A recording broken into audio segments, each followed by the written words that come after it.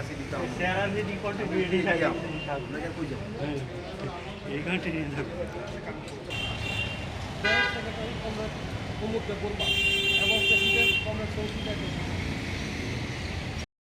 সুযোগ দেওয়া হয়েছে সরকারি কোয়ার্টার, এটা অনেকের ধারণা এটা যেন দয়ার দান, মোটেই দয়ার দান না, এটা আইনি অধিকার।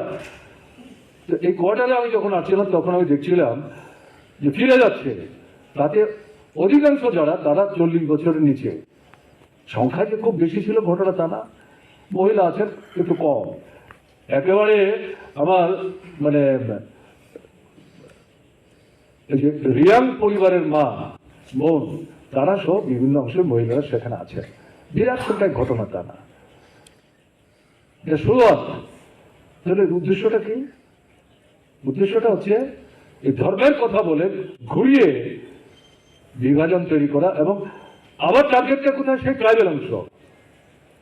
তো একদিকে ত্রিপুরা গ্রেটার ত্রিপুরার নাম করে বামপন্থীদের সঙ্গে বাহ্যিকভাবে বিজেপির বিরুদ্ধে কথা বলে আলাদা করে ভোটে দাঁড়িয়ে ঘুরিয়ে বিজেপিকে সাহায্য করলো, এটা যেমন বিভ্রান্তি। এবং এই যে স্লোগান, এই স্লোগানও তো বিভ্রান্তি, এবং টার্গেটটা আবার কোথায়? সেই উপজাতি অংশের মানুষের মধ্যে। তাহলে এটার বিরুদ্ধে আমাদের বলতে হবে। তারা কি বলছেন?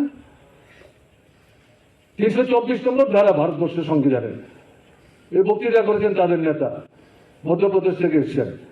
আমরা খুলে দেখেছি কালকে রাতে পার্টি বিষয়ে বসে আমাদের কয়েকজন পার্টি নেতা, তাতে তো ধর্মের নামে সংরক্ষণের কোন কথা কোনো উল্লেখ নেই।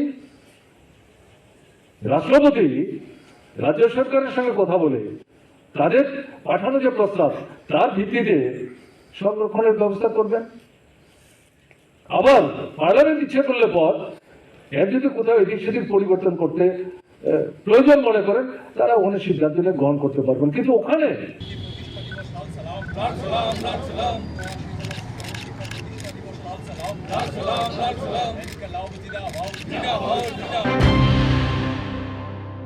মশলার দায়িত্বে হাম্বাই গ্রুপ, গুণমানে সেরা, রান্নার ভরসা। হাম্বাই গুরু মশলা সম্পূর্ণ প্রাকৃতিক, অপার গুণ ও উপকারিতায় পরিপূর্ণ। হাম্বাই গুরু মশলা। যদি কেমিক্যাল ফ্রি, কালার ফ্রি, প্রকৃত স্বাদের মশলা খেতে চান, তবে আপনার রান্নাঘরে চাই হাম্বাই গুরু মশলা।